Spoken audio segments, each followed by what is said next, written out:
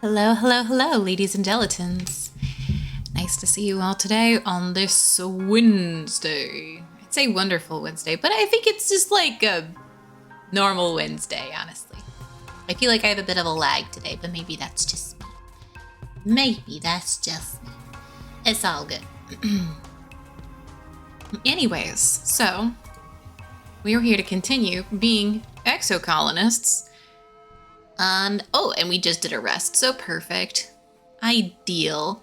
So we're gonna go back out exploring. That's the plan. Especially because we're all heroic and stuff. But let's make sure that we don't need to talk to anyone about stuff.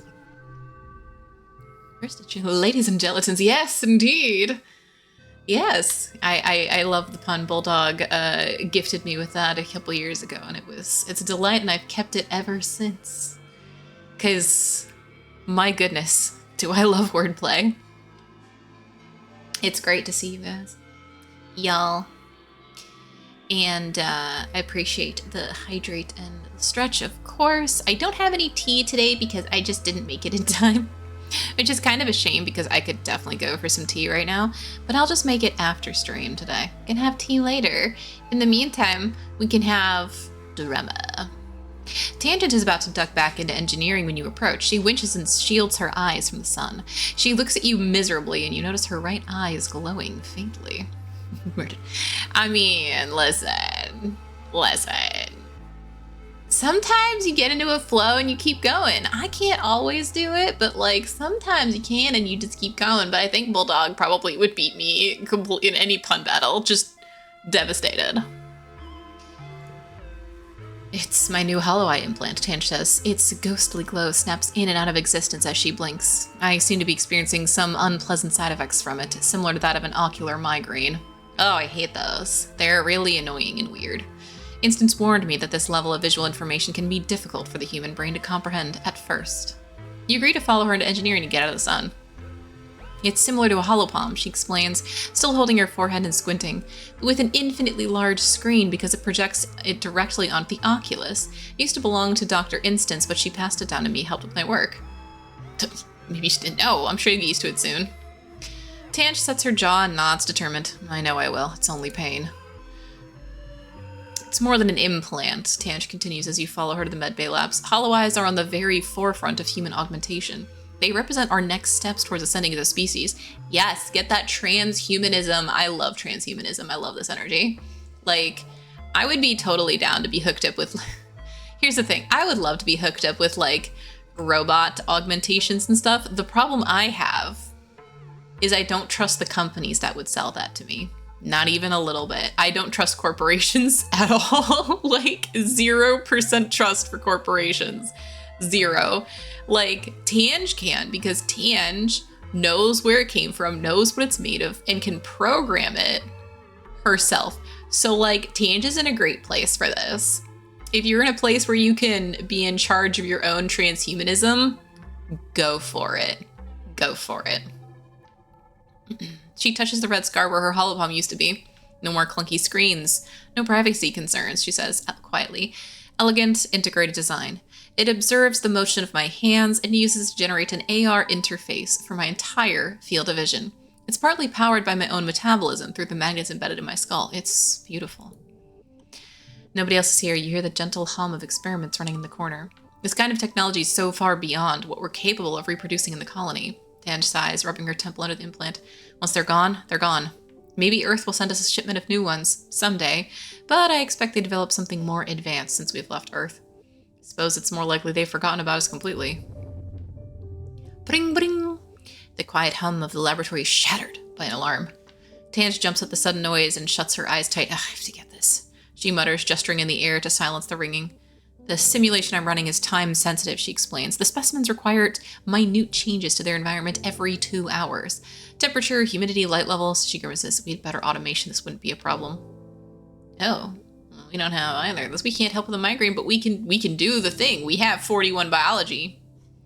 We could get that empathy. We're so close. Tange considers this. Yeah, so you have proven yourself trustworthy in the lab. It's experiment 2A on the wall there. She slumps down on the floor beside you, rests her head on her arms. Go tell me what you see and I will walk you through it. With Tange's assistance, You set the new environmental parameters for her experiment, which seem to involve fungal growths of some kind. It's unfamiliar to you, but you're able to follow Tange's instructions easily. While you're looking over at some of the specimens, you realize you could make improvements to Tange's modeling. No. Don't mess with Tange's experiment without telling her? Yeah. You think better than messing with, yeah, absolutely. Listen, you could, I could probably do a great job. I have 100 biology. But here's the thing. You don't mess with other people's experiments without permission. You don't mess with other people's stuff without their permissions. But especially something like an experiment, which could take so long to start over, right? Like, you don't know enough to be doing that. If you were working on this thing together, maybe you could talk it out with her, but no. Why would they even suggest that? Yeah. Tange breathes a sigh of relief when you turn. Should buy me 2 more hours. Nah. Dan shifts over, wordlessly inviting you to sit down beside her. Her arm is cool to the touch as it rests against yours. Tange turns to you. Thank you for your assistance. It's nothing. Tange gives a slight smile, barely visible in the faint glow of her hollow eye. Then thanks for nothing, I suppose. Please don't tell Instance that my body's adjusting poorly to the hollow eye, she adds. It's only temporary. This stupid flesh prison is not allowed to draw the limits of my form. Completely valid. Girl, I respect that 100%. Hey Rex, guess what? It's a new year, new hug. New year, new hug! Rex folds you into his arms, bending his whole body to you. He smells warm and a little spicy, like clean sweat and sunshine. It's a good hug, the kind that makes you instantly more relaxed, yes. Looks for his 90%. Yep. Listen, that's because cyberpunk stories know. They know. Anyone who, I guarantee you, people who've been writing cyberpunk stories, enough of them have worked in corporations that they know. They absolutely know the pure shenanigans of just a terrifying, complex system. Would. One day, Rex and I will be besties. This is gonna take a while. At least they give me some ways to catch up. You find Rex in an empty space outside the lounge, setting up a construction holo projector, running through different projections of future buildings, taking notes on each. He looks up from his holopalm as you approach and bursts into a huge smile. Well, hey, Solana. What's going on?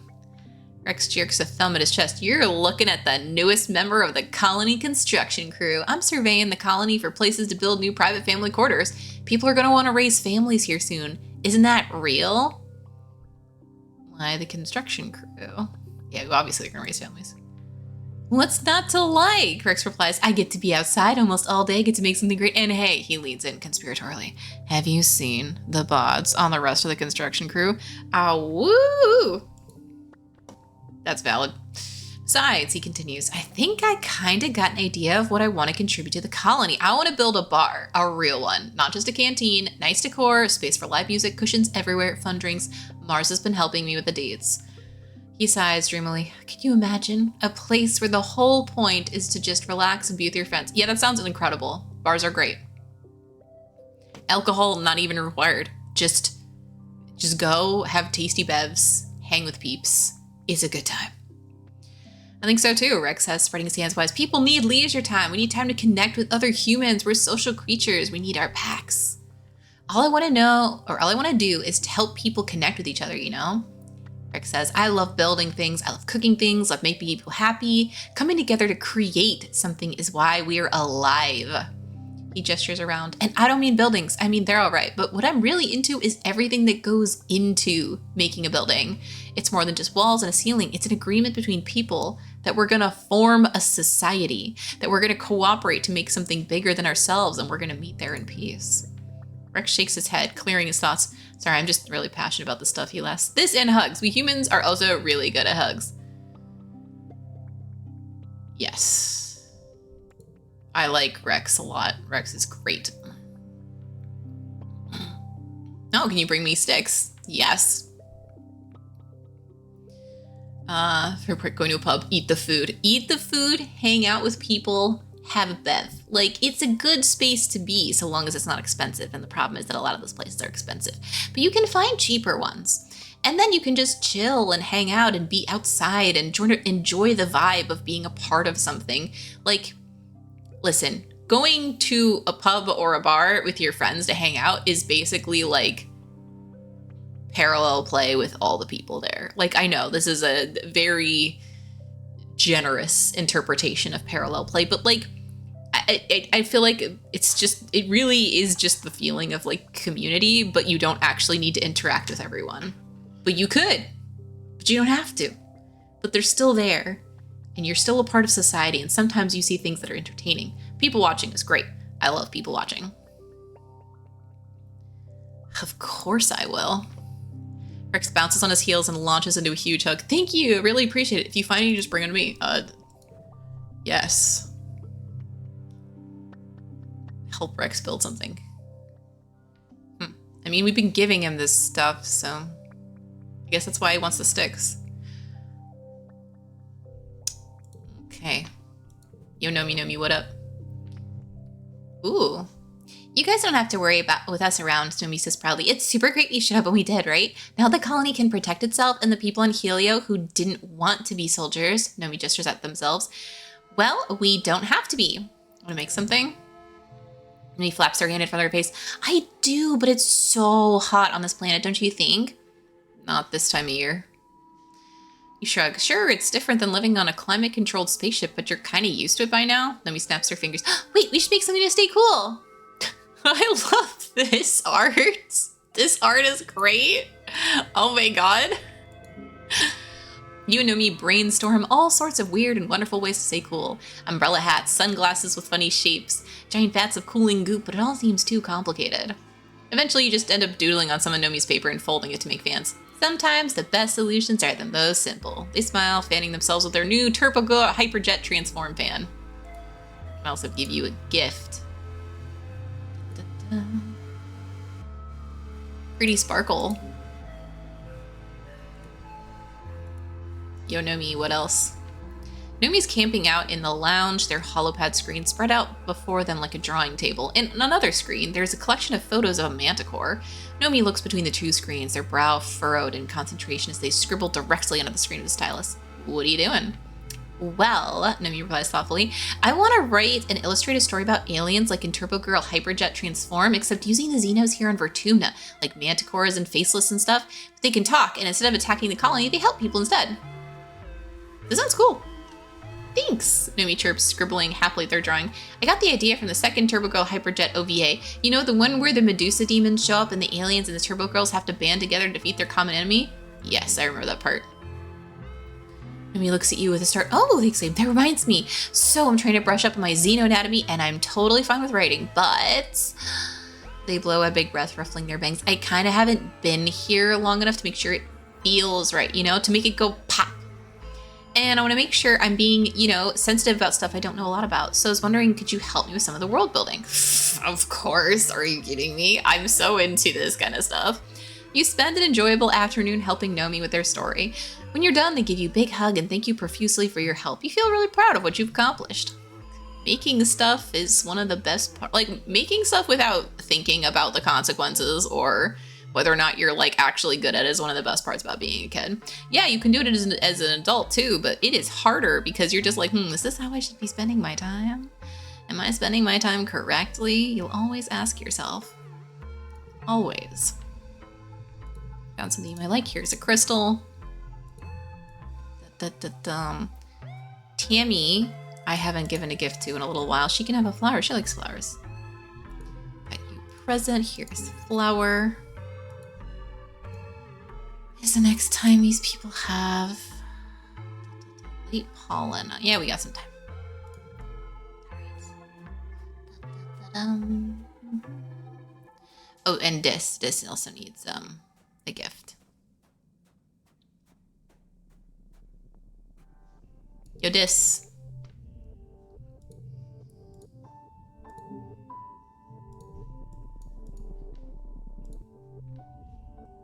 You head out of the colony hoping to find Dis, and you do, as well as Rhett and Utopia, who teamed up to talk to Dis about something that has him scowling deeply. It was different before the attacks, you hear Utopia say. You're older now, and when you're on an expedition, you can get in a lot more danger than when you were just a little kid going on a walkabout. When you're out there on my team, I'm counting on you to do as you're told and to be where you said you'd be. She gestures beseechingly. What am I going to do if something happens out there to you, kid? What if you disappear one day and you're hurt and no one knows where to find you? What if... Be fine. Dis cuts her off. I can take care of myself, and if I can't, that's on me. That's not how it works, Rhett says, his voice turned. You're not just putting yourself in danger out there. You're putting the whole colony in danger. Now you're a bit of a loner, son, but you have family here. All of us. We're your family. We're going to send people out to find you, and what if they get in the same trouble you did, he continues. We're counting on you to follow directions out there to keep everyone safe, not just yourself. What if I don't want to be found? Dis explodes, waving his arm. What if I want to be left the hell alone? Rhett and Utopia are stunned by Dis's outburst. Rhett opens his mouth to respond, but Dis talks over him. If I don't come back, just leave me out there. If this planet wants me dead, maybe I deserve it, huh? Don't you ever think about that? Maybe I deserve to die out there? Maybe we all do.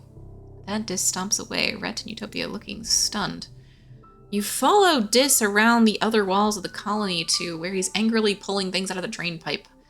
Hiding hole he's had long since outgrown. Stupid humans, he grumbles, stuffing what looks like a bedroll into a carrying bag. They never think of anything except, oh.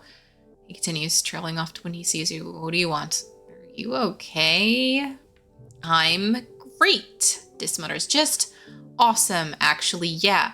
Thanks for asking.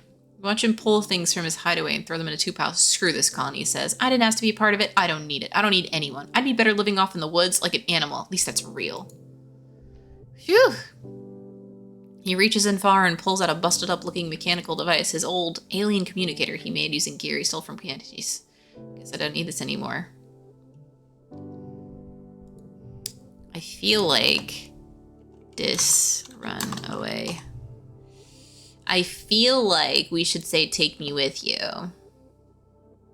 Then at least I won't be alone. I spend no time correctly. Yes!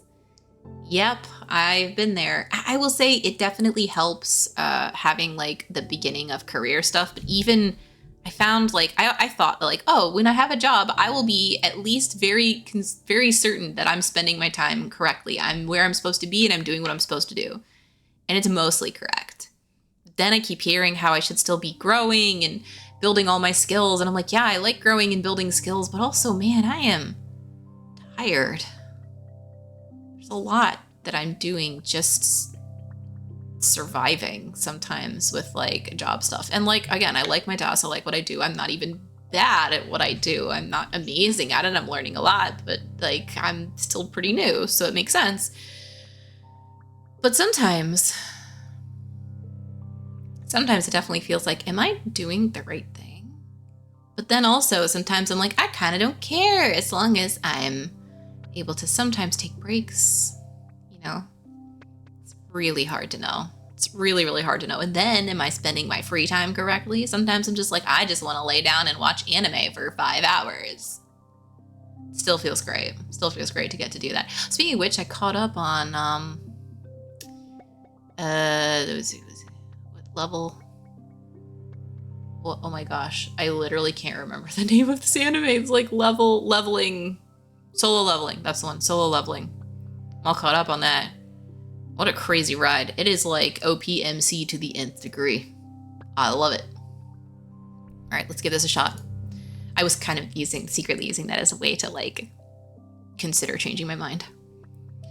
This takes a second to consider this before your meeting sits at what? Why? He replies baffled. Come on, Solana. You have a whole like life here, a future. You have friends, people who love you. Don't throw it all away just to be with me. I'm not worth it. His face softens. Look, maybe once I'm set up okay, I'll send you a message if you really mean it. This finishes packing up the stuff he's going to keep, which barely amounts to a full backpack. He straps it onto his back and nods at you determined. Did I ever tell you my full name? He asks seemingly randomly. No?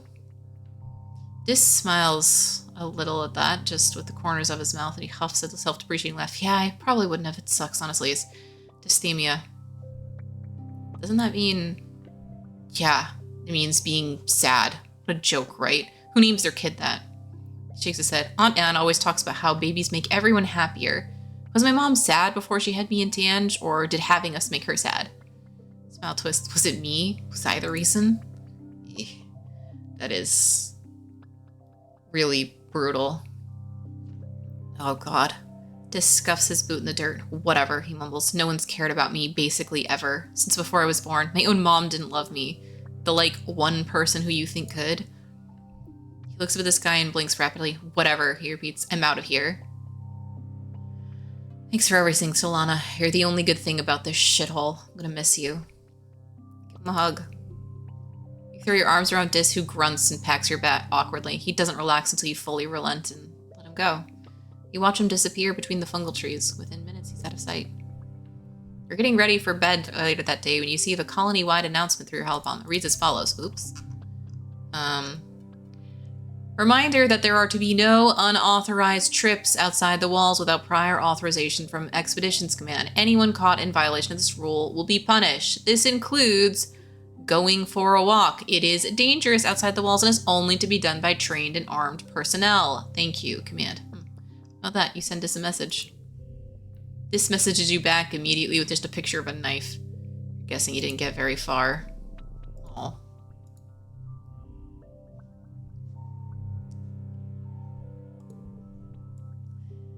Oh, poor Des. He tried. Okay. Let's see. Probably the Ridge. The Ridge was interesting. All events have respawned. All events have respawned. Well, still, we can start with the plains. Then again, I haven't really seen enough of the Ridge. Let's go.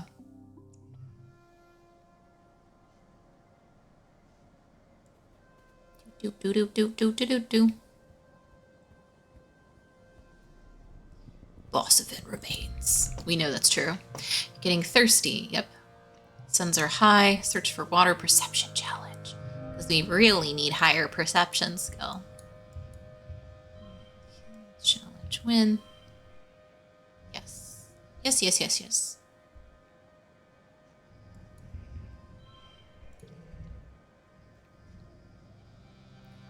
Okay. 6, 5, 3.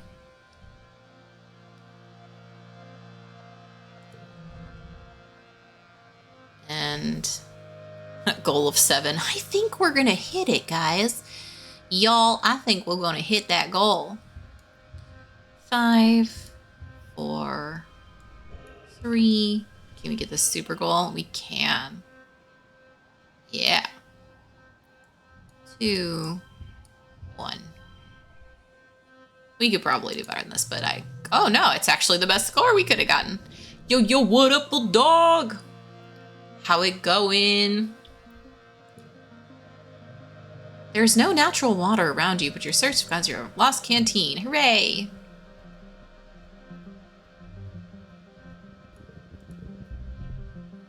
Flies are awfully hooked they're not laying eggs. Okay, it's the same fly. Swap the eye fly. Another perception challenge. We're getting there with perception. Yes.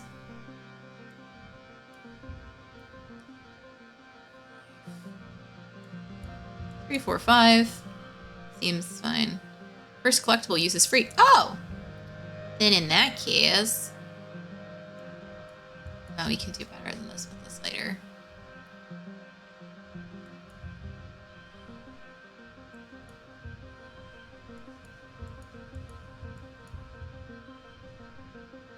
Uh-huh.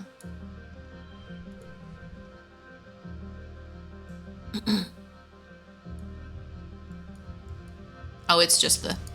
Okay. So, we want this to go with this. 3, 3, 4, 5. Yeah, we got this. We got this.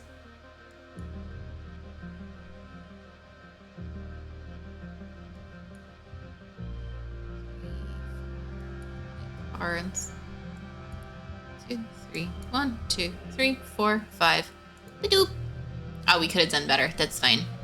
Taco Bell. Taco Bell. I haven't had Taco Bell in so long. I could go for a Crunchwrap Supreme. I would love like a Crunchwrap Supreme. Actually, be pretty great. I miss Taco Bell sometimes. It's actually hard to get just like really basic cheap tacos here. You gotta make them yourself, and then like you can. But what's the point? And tortillas here. I still have to find a good brand of tortillas. There's a lot of options. Okay, what do you order from Taco Bell? What's your favorite taco order? Look at us getting high perception. Strike.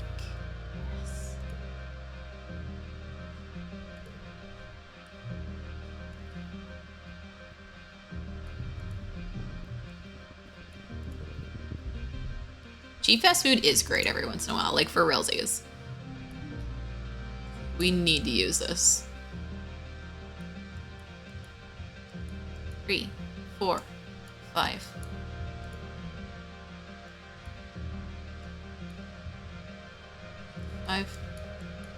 Five. Seems fine.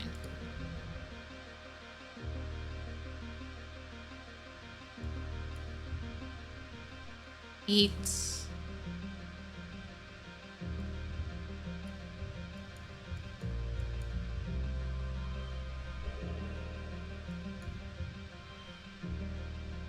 I don't think we can hit the super goal, which is actually a shame now that I know super goals also give stat buffs. Deluxe box with a crunch wrap, soft taco, and a bowl of diced potatoes with cheese. Diced potatoes? Wait, hold on. When did Taco Bell start having potatoes? How long has that potato? It's not soft, beefy 5-layer burrito. Oh. Bruh. That's incredible. Taco time. I also, like, in Seattle, there's this place that's popular, this taco place. They, like, do fish tacos mostly, though. Gosh, what's the name of that place? I don't know. But, like, potato bowl is a vegetarian option. I mean, potatoes are just good, though, so... The faster you move, the faster the mirage disperses. You approach cautiously. You see her. It's you. She's running towards you. Suddenly disappears. Oh, that was weird. Mirage breaks up and fades away before you can do anything but stare. That was really you from before. Weird. What actually did happen again the second time?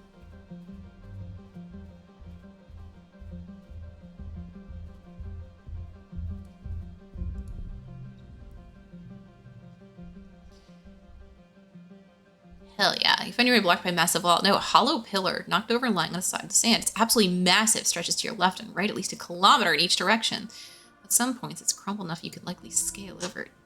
Picture of it. Yes. I should be posting more food pictures on Discord also. I have pictures for you guys. I just keep forgetting to post them. Because of reasons. Oh, that's awesome. That's so awesome. I like this.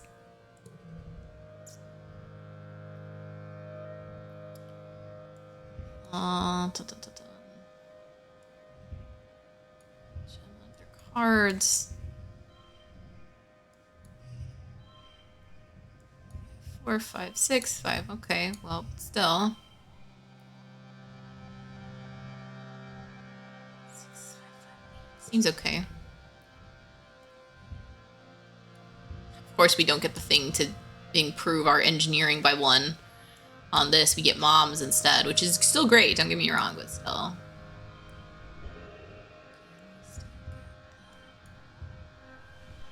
Yeah, we get the super goal. That's all I kind of care about. Super goal.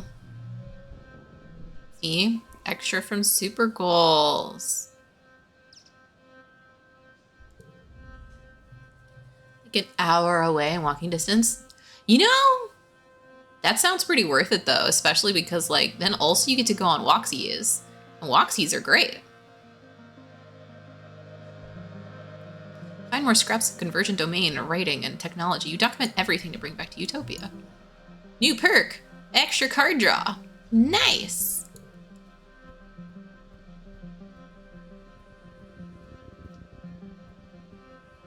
Still looking for like the boss event.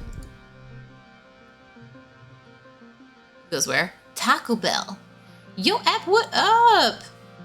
We're in space. We're exocolonists. It's pretty neat.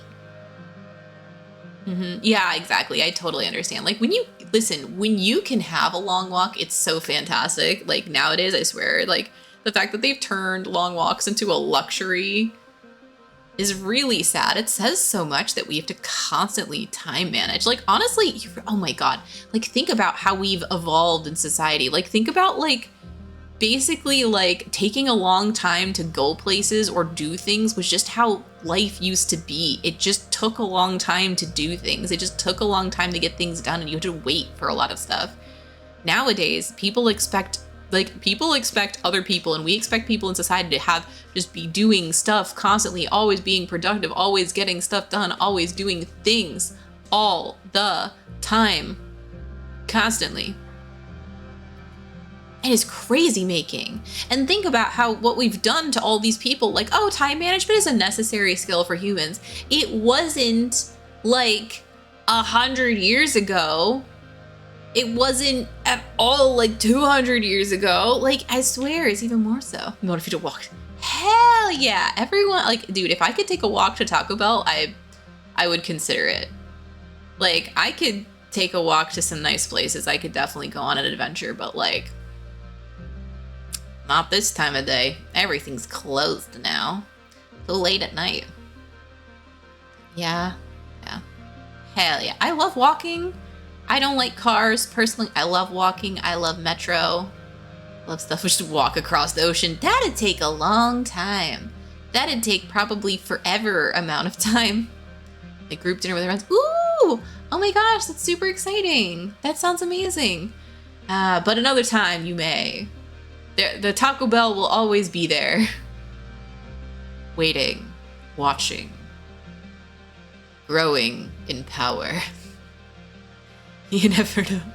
Likely be tomorrow. This is really making me want to go walk somewhere soon. You know, definitely this weekend I will. I will definitely walk around this weekend. I really want to. I want to go outside and do things. It sounds really nice. You haven't been down to the deepest crevices of the ridges where the crystals grow thick and the air is stagnant and dead. It's already sweltering on the ridges, but in the chasm, you can see the heat warping the air like it's a permanent fog. Air's so thick and still you can't even use your glider down there. At least one thing survives the haze, though. While you take a break for lunch one day, you can see flickers of silver dart in and out of the fog. As you unpack your tiffin box, the silver flashes come up out of the fog and begin to surround you. They're animals, eyeless, almost translucent creatures about the length of your arm, trailing meters-long tentacles behind them. Their mournful hooting is magical and strange. Look them up on your holopalm. Oh, air squid babies! Wait, air squids are predators. Dr. Sealand also.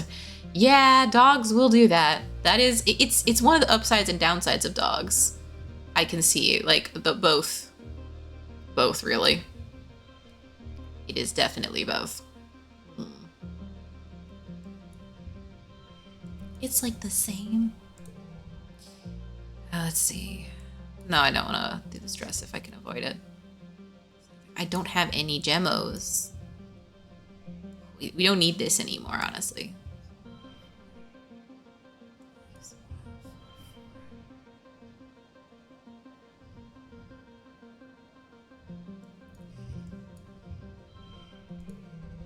I feel like I could have done better, but it's fine.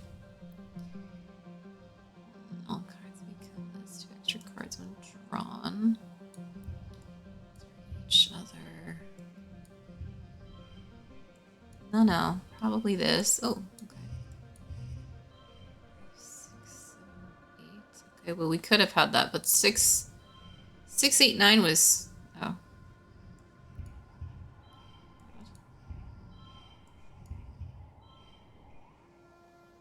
Oh, because of the gems. I was just like, what is happening?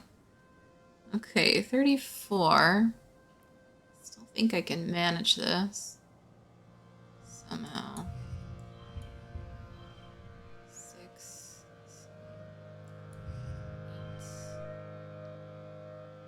8. Well, we do have a collectible. We could make it happen.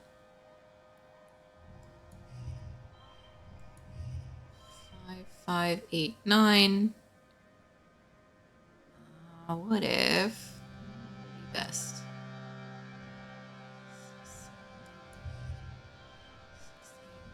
7, make it bigger. It's still not the best. We could probably do better. But is it worth using the collectibles? How many of the collectibles is kind of the thing. Because what is the super goal? Because I don't know. I think we're okay. I think we'll get there. You duck behind some roots and keep perfectly still. It's just 89. As the creepy creatures float around and pass you, they don't seem to be hunting for food. They must be on their way somewhere. Taking a long walk and lay down at a park. Oh, yep. Yep, that's pretty classic. But, like, in the winter still? Or do they, like, get cold? Do they want to go home when it's cold? Till they suddenly turn back and zero in on your location. You find yourself surrounded by curious baby air squid as their tentacles begin to parse over the ground looking for you. You are not getting eaten today. You leave your tiffin in bolts, paying no heed to the noise you're making as rocks clatter down the side of the chasm. You swear you run right past someone, but where did he come from? Behind you, you think you hear make a low hooting noise. By the time you realize the air squid are no longer chasing you, he's gone.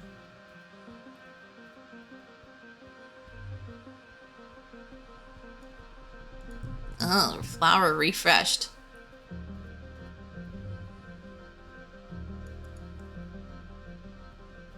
Here's the boss. Parks are nice. Parks are wonderful. I love parks.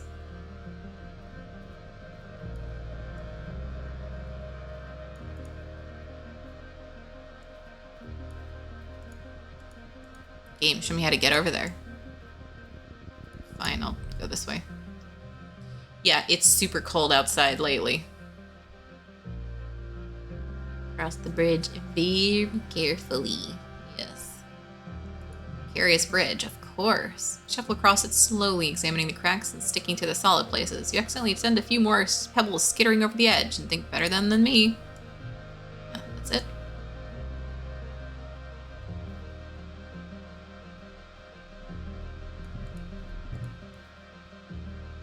Oh, this is an exclamation point. That seems important. You've been saved a few times from certain doom, or at least discomfort. It can't have been a coincidence. Someone, or something or someone has taken an interest in you. You're being followed. You're beginning to get a feel for this place and its dangers, so the next time you hear the mournful hoot of a passing air squid, you head towards it instead of away, keeping an eye out for anyone watching for you from the cliffs. Adequately safely. Yes. Oh, buddy. Oh, man. Yeah, no,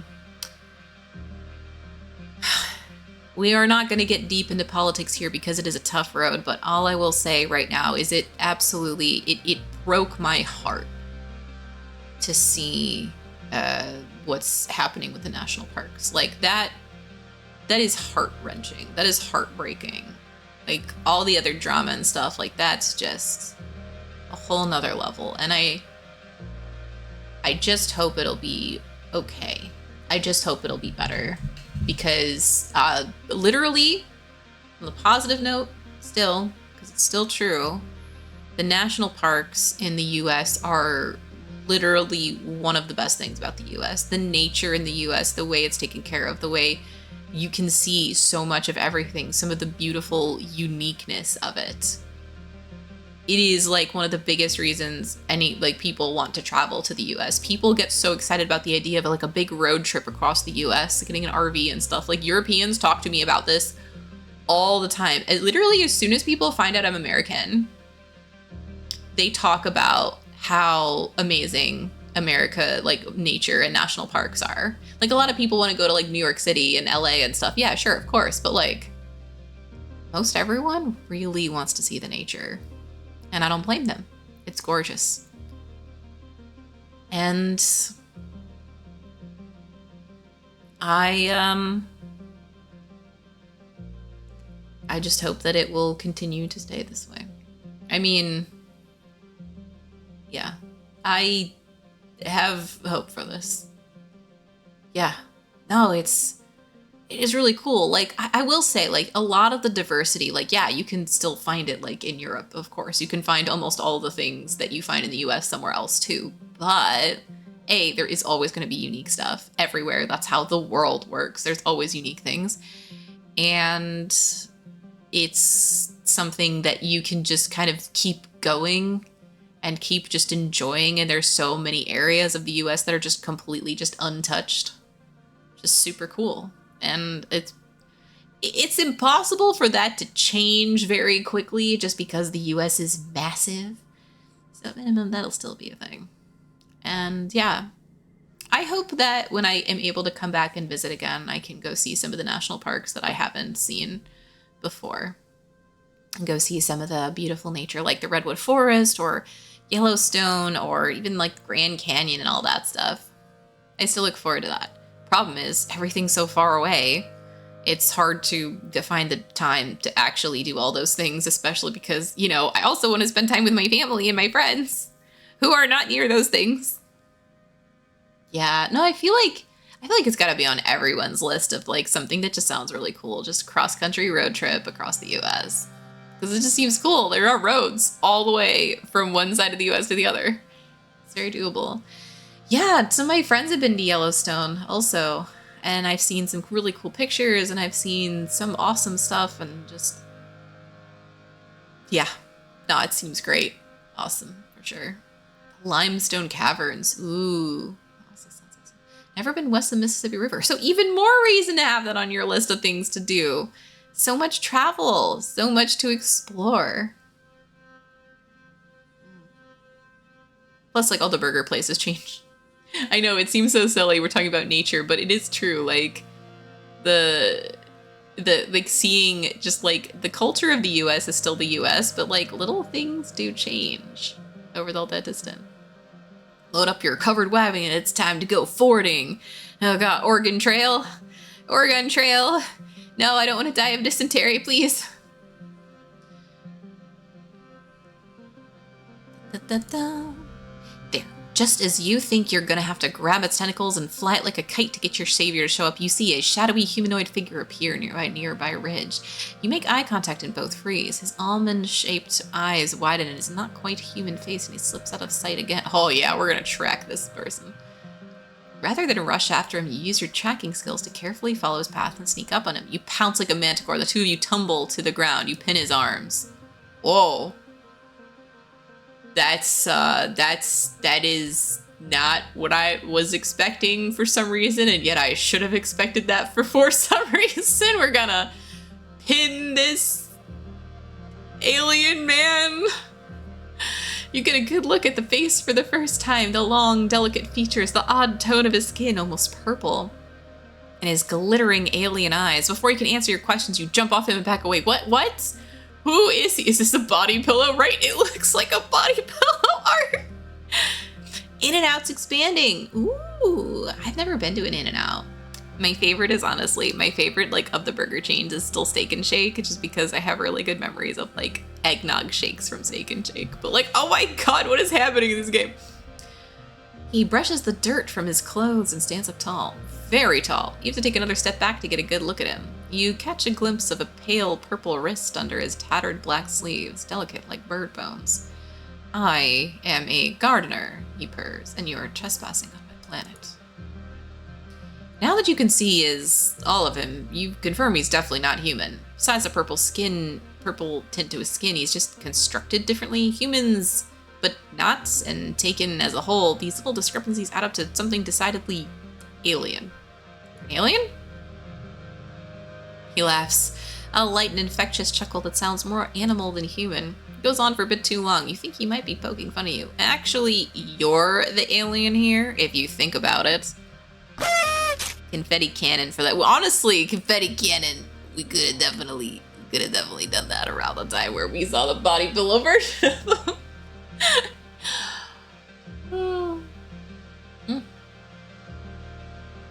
Thank you for the hydrate. Bro is built different. Straight up built different. He jumps onto a large rock and crouches, eyeing you thoughtfully. Let's make a deal, he says. Yes. He speaks with an odd inflection, putting the wrong stress on things, but the words themselves come easily enough to him. I'm not supposed to talk to you, he says. It's against the rules, but since you've caught me, I can grant you one wish. He smiles mischievously. Is this a joke? I wish to know more about you, which is literally worth more than 1,000 kudos. He gives you a sly look. In time, Solana. I hope we... He pauses and his eyes unfocus for a moment. He stares straight ahead, unblinking. Then he slowly stretches like a cat and stands up. Well, this has been fun. But I'm afraid duty calls. He doffs an invisible hat towards you. My name is Symbiosis. by the way. Or Sim, if you like. He jumps behind the rock and disappears. Literally, he disappeared. You search all around and can find no trace of where he might have gone or how. Stars, you just met an alien. A talking alien. That's so cool. Oh my god, we have to tell this. Sim is very cool. I like this character. I'm very intrigued. I'm happy I found the boss event before I ran out of stamina. Where are you going? You're walking up a trail and you're caught by surprise. It's Sim and he's running. You're knocked to the side as he pushes past you, running in the opposite direction with barely a glance. You shout and chase after him, but after a few seconds it becomes clear you don't have any hope of finding Sim when he doesn't want to be found. Turn and continue on the path. Around the next bend, you spot a familiar face. Utopia! She's collecting rock samples with a pickaxe, like an old-timey prospector. Who the hell was that? She demands.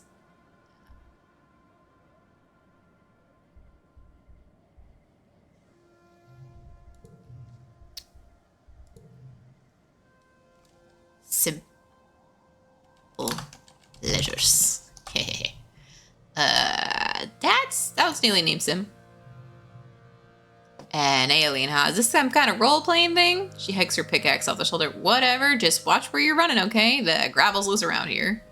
You agree, happy to be out of this conversation without any trouble, and continue along the path. Before Utopia asks any more questions, you walk a couple minutes before you see Sim again. He seems to be in good humor. Yeah, I'm gonna actually do that again, because I'm actually not supposed to tell anyone about him. Let's try that again. Ooh, I didn't see anyone. No. One more time. In the middle.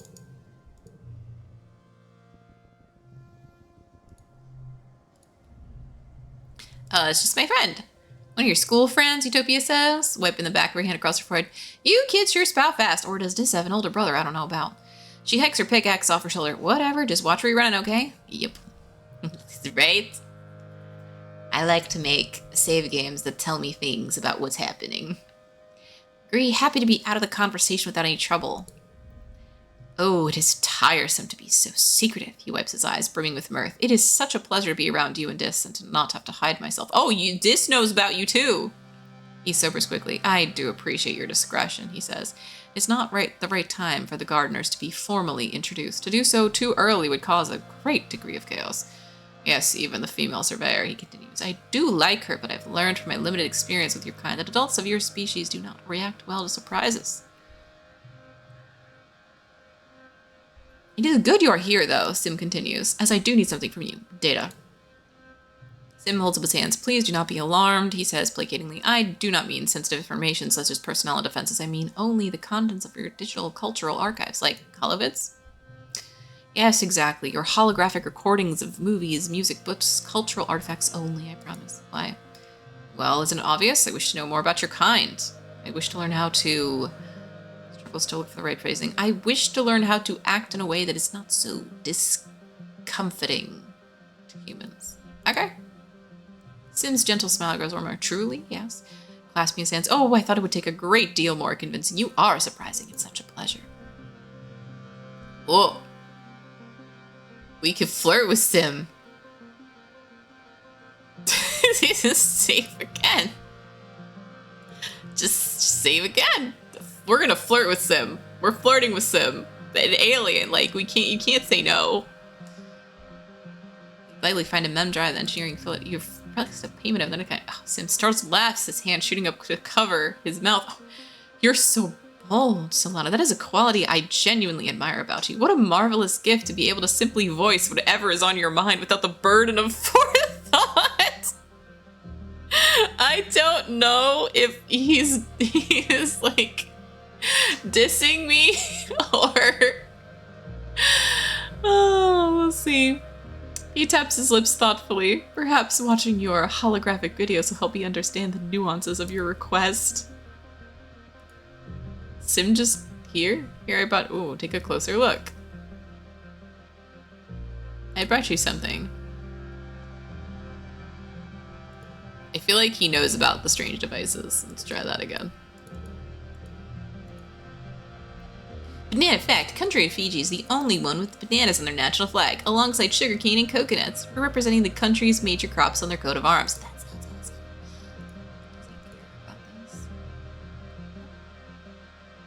Sim examines the device for a moment, then hands it back to you. I think you'd better hold on to this, Solana. You might need it later.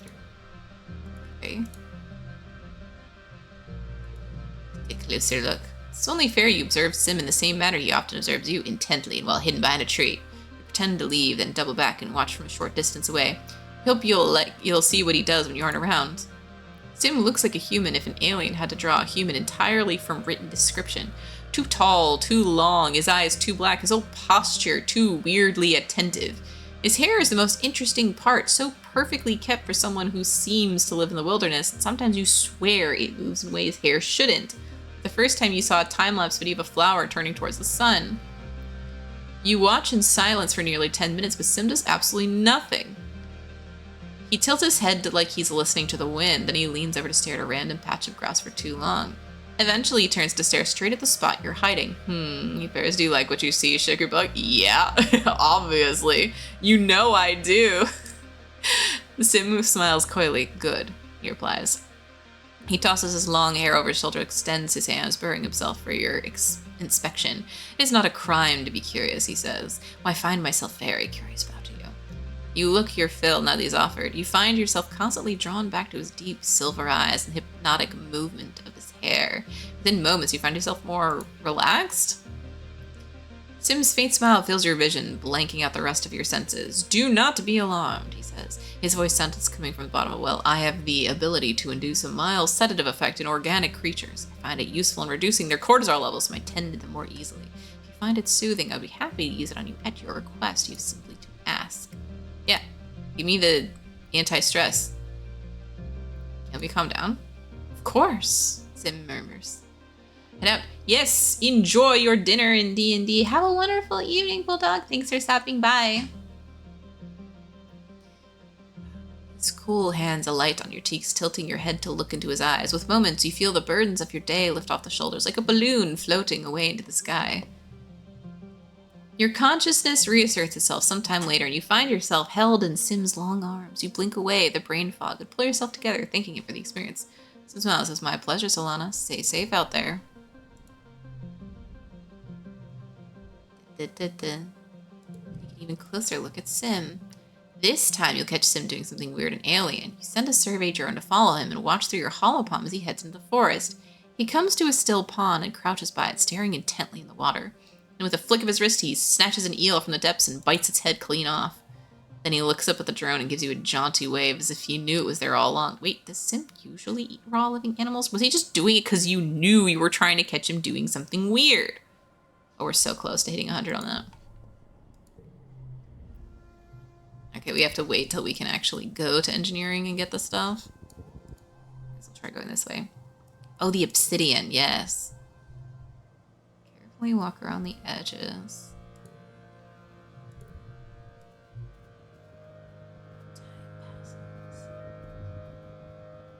Any more collectibles? Tasty trinkets? Delicious, useful things? Oh, yes, yes, yes.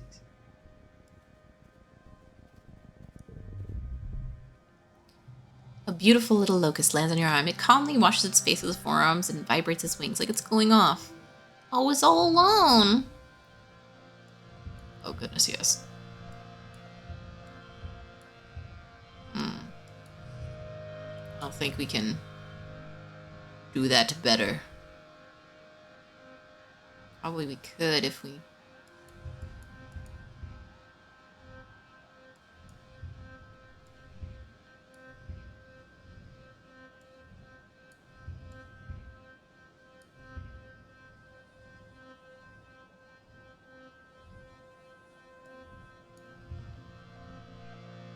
I mean, we could just spend kudos. Like, kudos aren't a big deal. It's really stress I don't want to deal with.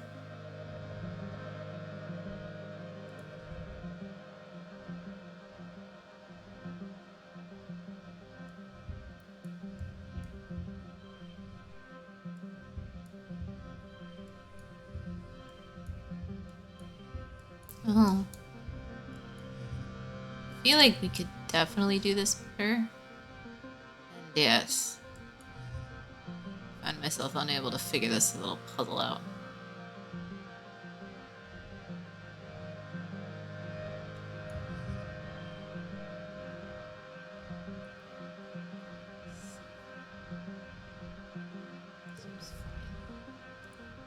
Oh, okay, I guess we could have just waited. Strange device, forbidden snacks. Nom nom nom. It's delicious. Don't question it.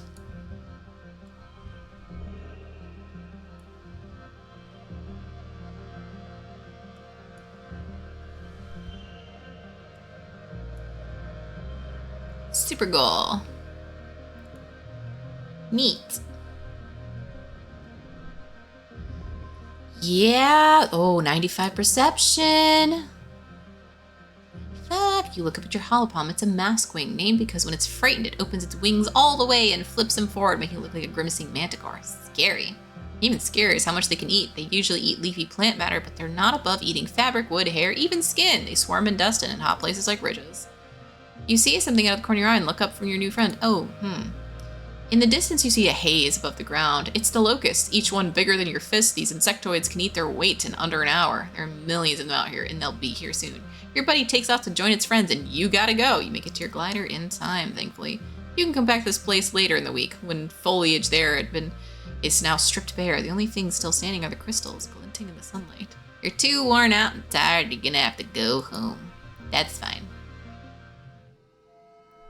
I spent the month exploring, and I'm at 98% perception. I guess kind of like a percent. The sun rises again after glow, heralding a new year. It's your 16th birthday. You wake in your new quarters, blinking in the watery sunlight. Dust motes float through the air, and you take a moment to enjoy the perfection of your bed while listening to the sounds of the colony waking up outside. It's your birthday. So much has happened in 1 year. Just a few short months ago, you thought your life, sweet 16! Whoop, whoop, whoop. Thought your life was over. Now it's better than ever. There's plenty of food, the colony's safe, even have your own bedroom. You're considering snoozing until your parents wake up when your reverie is interrupted by a blinking holo message. It's from Tange. Joyous observance of the anniversary of your birth, it reads. Another one comes in. That means happy birthday, of course. And then, in case you didn't know, wow, a whole 3 messages in a row from Tangent. That's pretty gushy for her. Scrolling through other messages, you see gossip about Cal and Tammy. Apparently they're dating now? Whoa. You check their relationship status on their profiles. Yeah, both of them had changed to in a relationship. So it makes sense. Hold on. Yeah, because Tammy is the same age as us. No, actually, Tammy is 17. I'm surprised it took them that long in that case. Cal's also 17. Yeah, no, they've liked each other for a long time. I'm surprised it took them that long at this point. Good for them. Also, yeah, Tammy is like literally the most sweetest angel ever. I would love to have a friend like Tammy, just an absolute buttercup. Your parents wake up shortly after that and you order up your traditional birthday breakfast feast. Your dad gives you a big squeezy hug and tells you he's proud of you.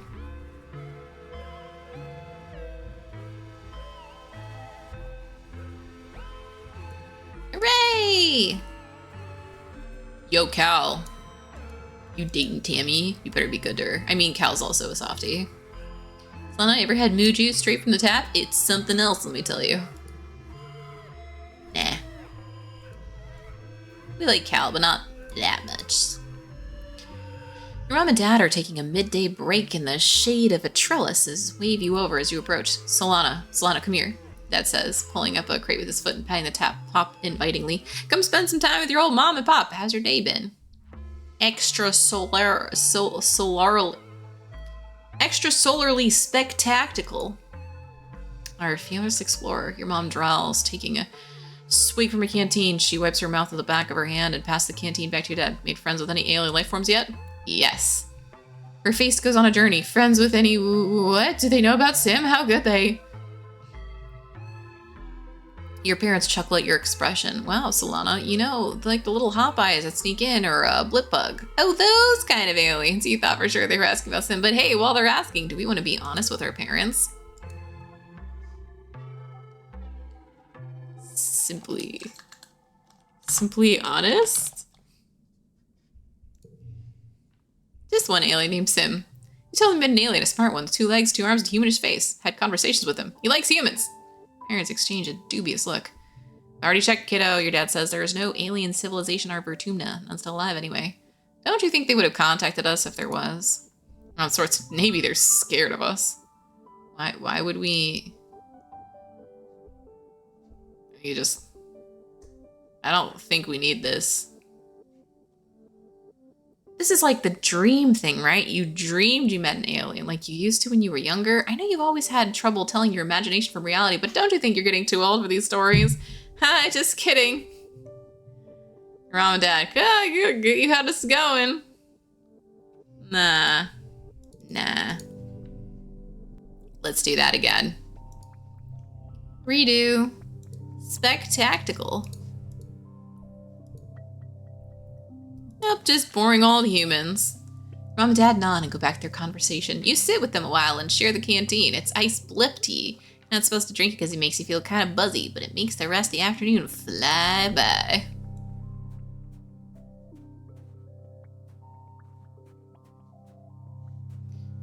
Do. Tammy! Girl, I heard you have a boyfriend. Tammy beams as she sees you like there's nothing better in the world than the sight of your face. Happy birthday, Solana, she exclaims.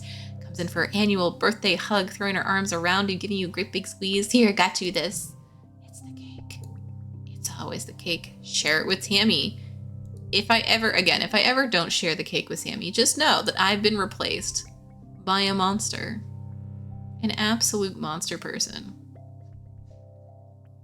We'll get to that empathy eventually, but first, perception. We gotta be smarticle particles with the goggles. Okay. Yo, Rex, what up? I have wood. Ooh, help Rex build something. Yeah. Actually, I'm working on something right now, Rex says, producing a holo projector. Looks so familiar. Wait, it's the holo projector used to watch vids in the crash.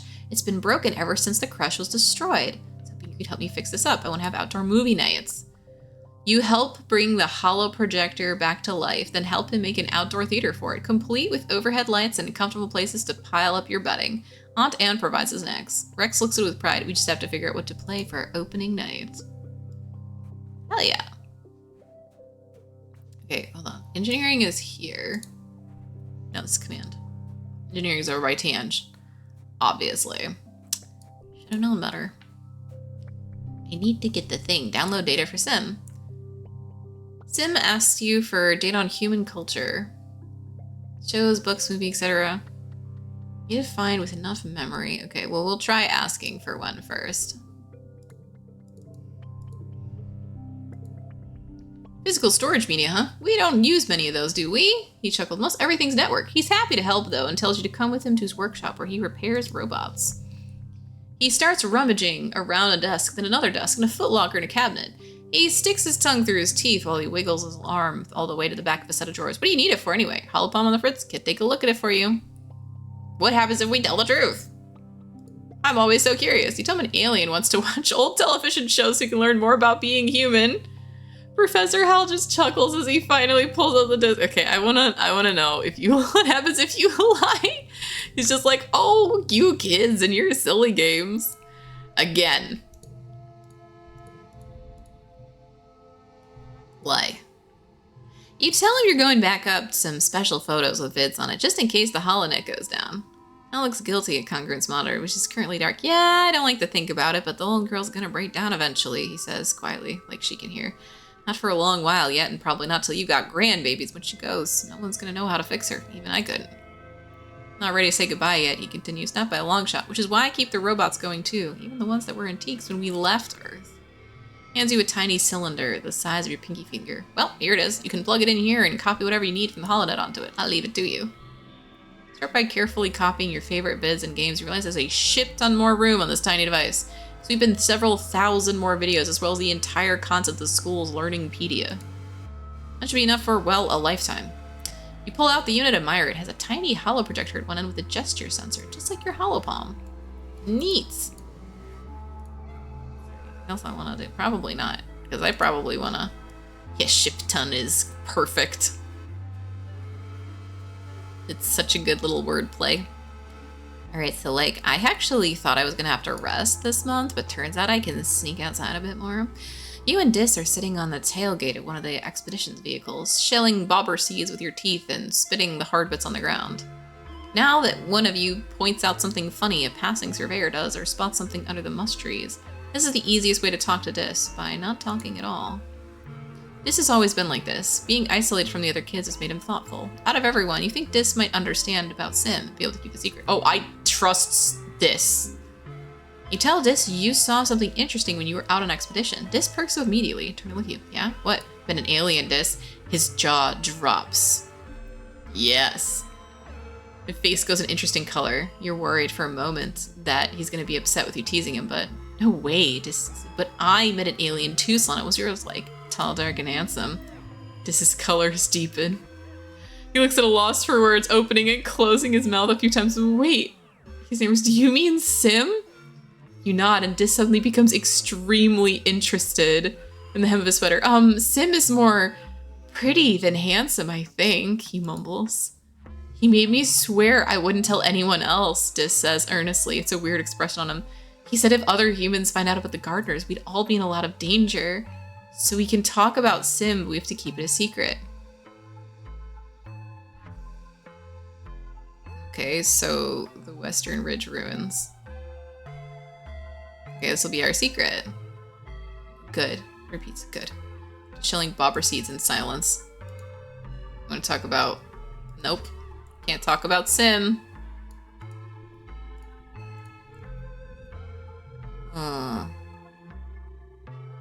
Boss event remaining in the Ridge? You don't have to tell me twice. Listen, this is bonus. This is bonus extra. Doop doop doo doo doo poo poo. Ooh. He's kitty. Where's the boss event though? Maybe it's where I was. Maybe I like almost got there. That'd be really cool if I could just like sneak along just a little further and get that event. Also because I want to find Sim and be like, hey Sim, guess what I got? I got data. 40 minutes. Oh, nice. Boxes instead of bags now. I thought they used boxes like always. I just remembering wrong. But I guess I don't remember. Spring would ask. Oh yeah. I knew it. Dreamt about it last night in my vat. In your what? Yes, but answer your question first. Sim sighs and crosses his arms, but from his smile you can tell he's amused by a little game. Okay, I'll ask exactly one question. See, you say one question, but I can do as many questions as I want. Data, Sim. Yes, like, yes, data, or a dating simulation. You're a simulation. So the something ruins. As your surveyors suspect, they were made by those called the Convergent Domain. They built cities, created the gardeners, and ruined everything and left about 20,000 years ago, give or take. What the Thumpers do? They help us serve our purpose. It's already one question too many. Reaching moment. Motions try the device. Grabby hands. We use bags. Really? I remember it being boxes. It depends on what you order, I guess, but I remember boxes. Handing over the data drive, Sim takes it reverently, staring as if he could see what's inside. Marvelous, he says. Like a genetic payload, except with digital data instead of organic. What will I learn from this trove, I wonder? He's gonna get so interested in, like, was it Hyperdrive, the Turbojet girls? I don't remember what they're called. You're still puzzling over the implications of the phrase genetic payload as he continues. The other gardeners are so tedious and obsessed with their work, he complains. They're more concerned with maintaining equilibrium than experiencing new things. They don't understand that novelty is what makes life interesting. He slips the data drive into his sleeve. Thank you, Solana. I will treasure this. Dude, aliens addicted to Final Fantasy. That would be so good. That would be great. Hey, can you help me calm down? Of course. Can I just keep doing that? Can I ping that every time? No. Just once. But it lets me stay just a little longer outside. I just want to play outside. Just a little longer. I want to find the boss event.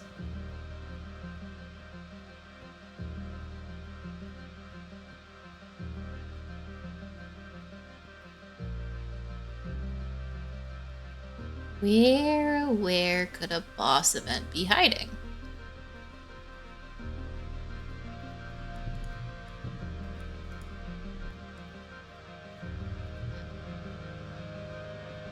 This could be the boss event, but it's probably not.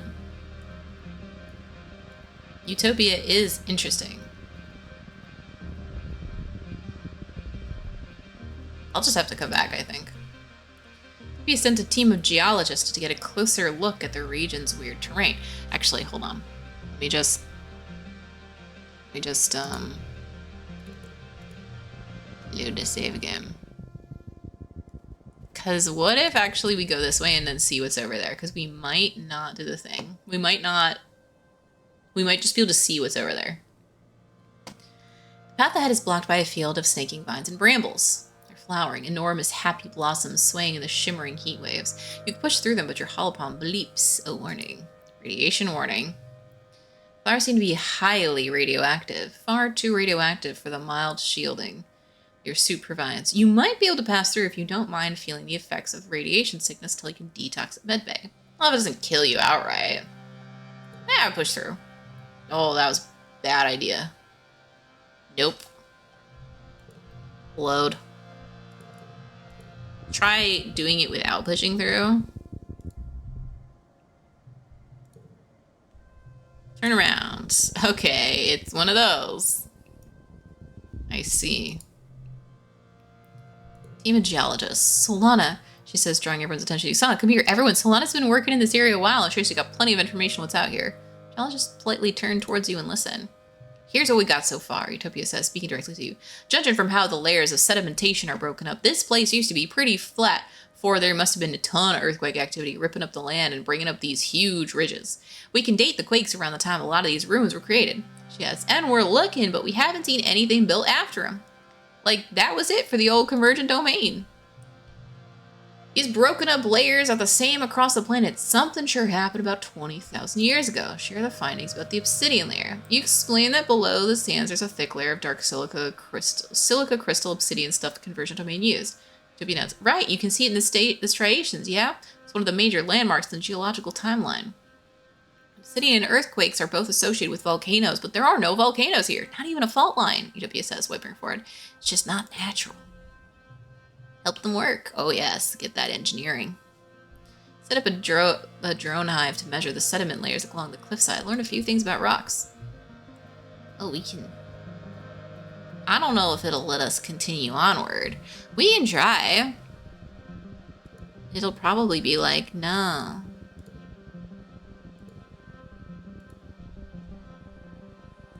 I'll just...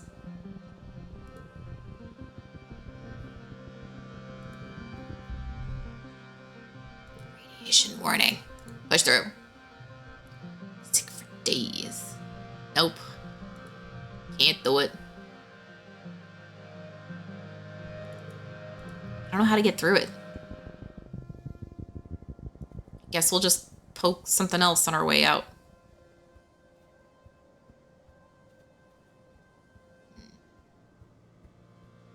I want to touch the boss event, but I have to injure myself to get there? Crazy. Far away. Everything's so far away.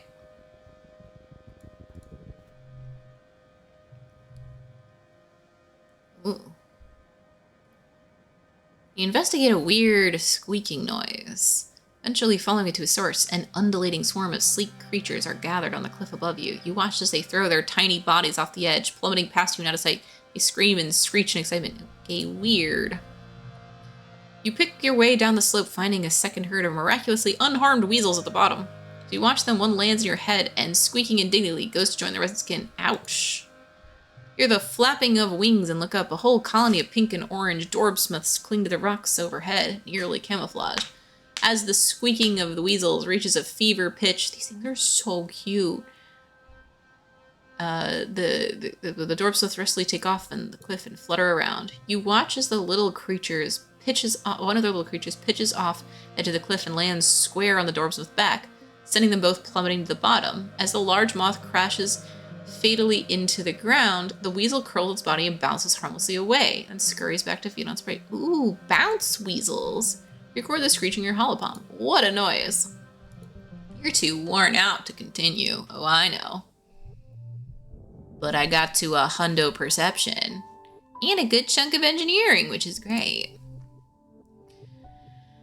You're browsing the colony bulletin board. Ooh, I've been enlightened by mastering a skill. Very neat. You notice a new post from Nomi. Seems like a short story. The title is Xenos to the Rescue. You open the story, read through it. Wow, it's actually pretty good. Nomi did a great job of grounding the unrealistic premise of taking manticores with relatable characters and a strong emotional story. With your help on some of the finer details, Nomi's written something that truly elevates the art form. You get the notification through your holopalm and you receive some kudos along with the message from Nomi. Thanks for the help, Selena. Here are your royalties. Nice. Some isotopes will do. Ooh, very cool. Slip past all oh my god, that is a game changer. That is a game changer. I can just go directly to boss events. You are absolutely right. It is like getting flying. Not in the literal sense, but the fact that I could just, let me just start with the boss event and then decide how much stress I want to spend on this thing. What an amazing thing. This was totally worth it. Oh my god. That's incredible. Legit incredible. I do have to rest this month though. My poor body can't take anymore. I've been doing so much. Who has a birthday? Tange? No, you are a twin. Nomi, mid-dust.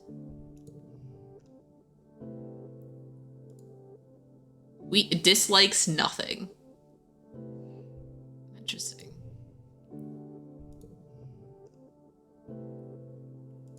Rex, early pollen. Someone. Mars? No. Really wet. Okay. Just whose birthday was early pollen? Mid-dust. Okay, it was Rex, so good. Wanna watch Turbo Girl Hyperjet transform? Oh, so cute.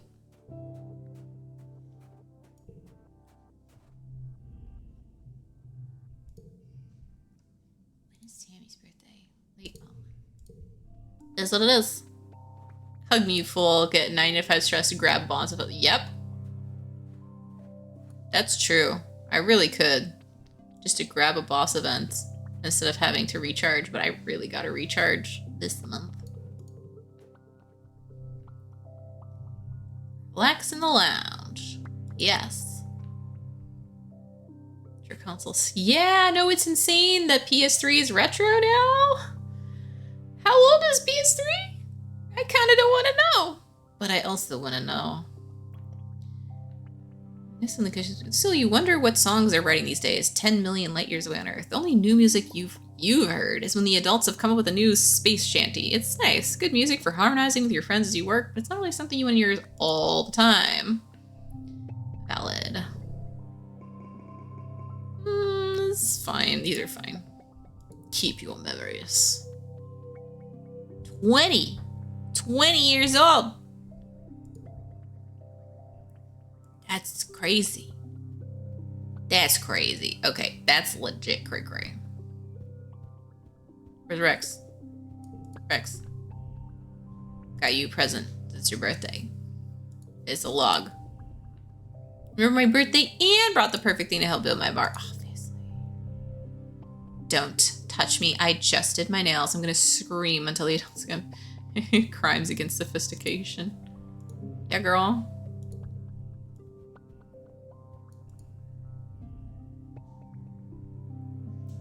Well, we're in pollen season, so this should be fine. Pretty sparkle.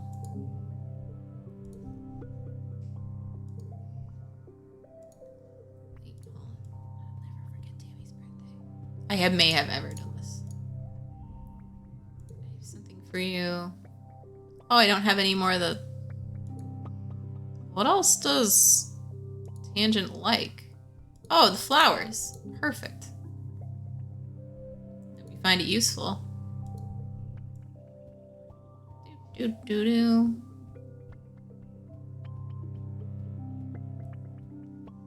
Eudis, what up? Does this interest you? Strange device.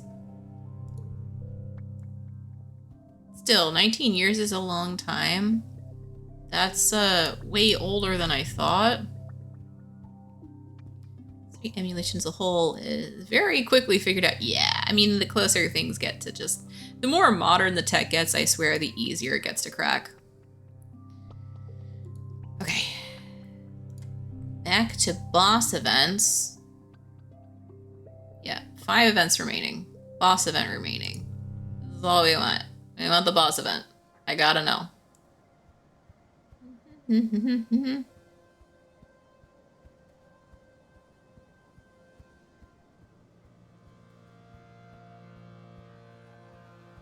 This means I should be able to walk past that fling, which was injuring me. Which is perfect, actually, because it was really not a fun event. And we can just pick other events to go and do. Which is great. I can just go do the most important event, leave, and be ready to do other important events in other places. Because I have so many other places to explore and get boss events from. Oh my god, look at that. I just walked right through it. Walked right through it. Yo, Sim, what up? For once, you see Sim before he sees you. He's crouched just off the path, staring at a flower, his face blank. He doesn't react as you approach, so you watch him for a while. He's so perfectly motionless that you think he was a plant too. His eyes are unfocused. Is he accessing some kind of mental interface? Eventually, you clear your throat. Sim carefully stands up and turns to face you. For a moment, you're not sure if he recognizes you. Then he tosses his head and a grin leaps to his face. Solana, you caught me checking in with the boss. Your boss is that flower. You a boss? My boss, as I told you, they aren't fond of change. So very much like your boss. She named Utopia. He tilts his head to the side. Her name word is fitting, isn't it? He has one finger against his chin. I appreciate that she always reminds you not to get yourself killed. I just wish you listened to her. She gave me a job to do. I can take care of myself. I'm not sure you realize just how many times I've had to help you with that. If the boss finds out I'm talking to you, I'd be in trouble, so shh. And why keep talking to me? Sim smiles warmly. Because you're the girl of my dreams. Literally. Ooh. Can't see to stay away from you. Because you humans are so... different. Dude, it's honestly... it's honestly crazy to get the 100 perception when I can just avoid a thing that injures me and sucks. Like, that's incredible. I will be saving before every single event I touch, but straight up, I just want to go to boss events and mostly just leave after that. The rest of the events are fine, but I don't usually need them. I just want the boss events so I can keep working on my other skills. So, you know, so I don't have to rest every other month. It'd be nice. Game changer. I do wish I would have been able to get it earlier, and I definitely could have, but I had no idea what it would be.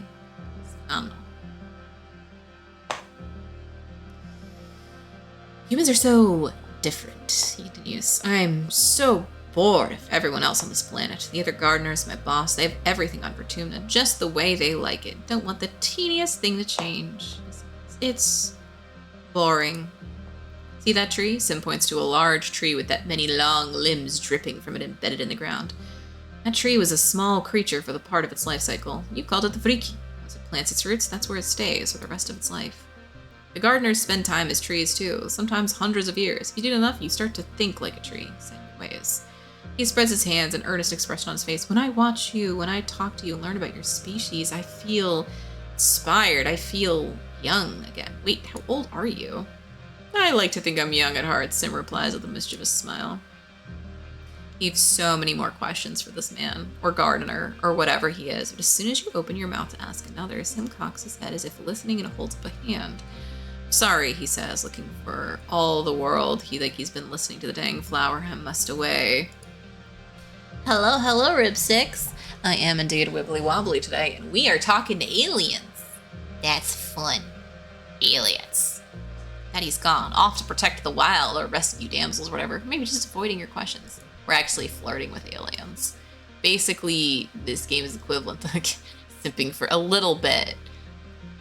Listen, he's basically the equivalent of like space vampire. Like a million years old and mysterious and sexy.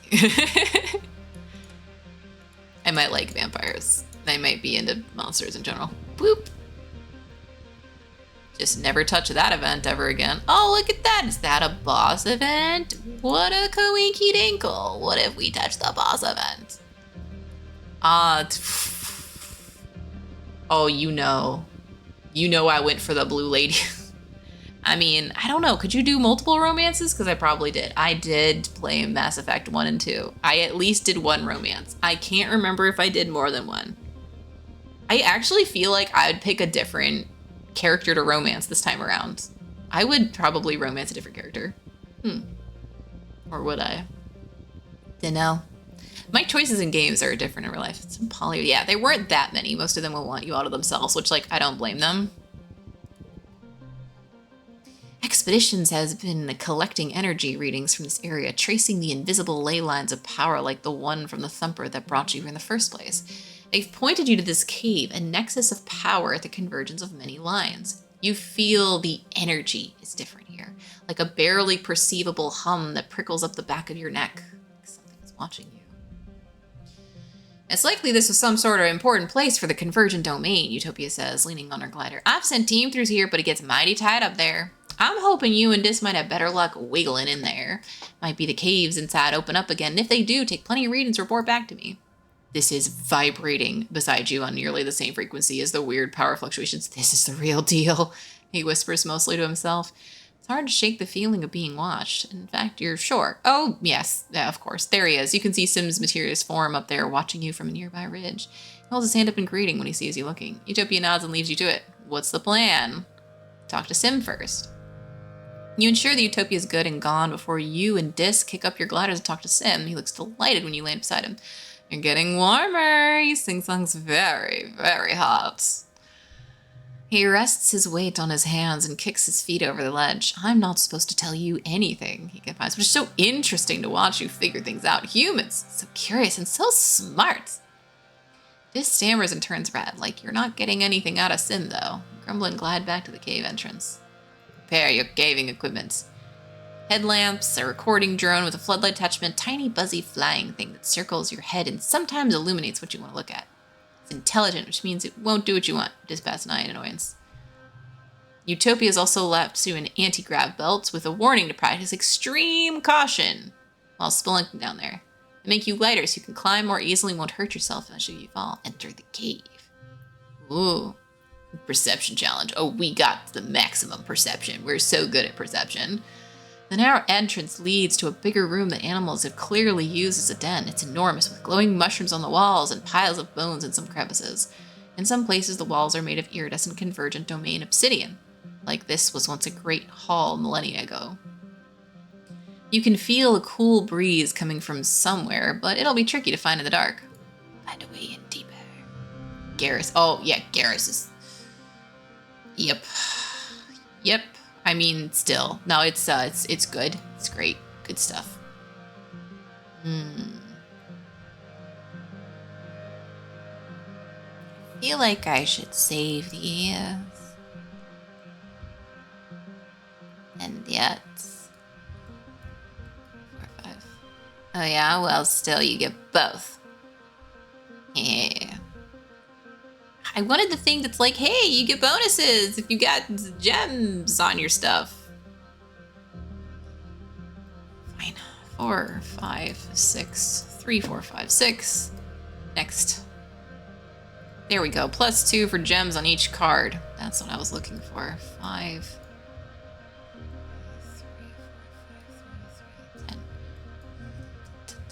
10.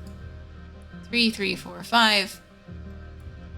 6, 3, 4, 6, 5, 3. Yeah, that seems okay. Wow, that's why everything's all wild. 9.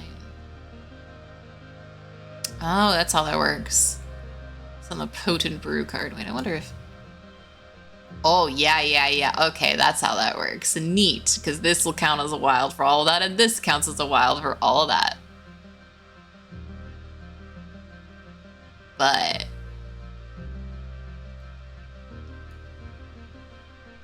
that's what I thought. 6, 7, 9, 11. But it's still more.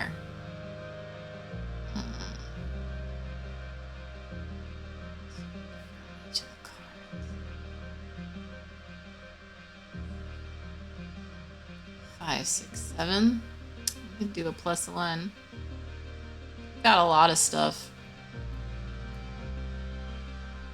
Oh, that's how that works? Yeah. Good enough.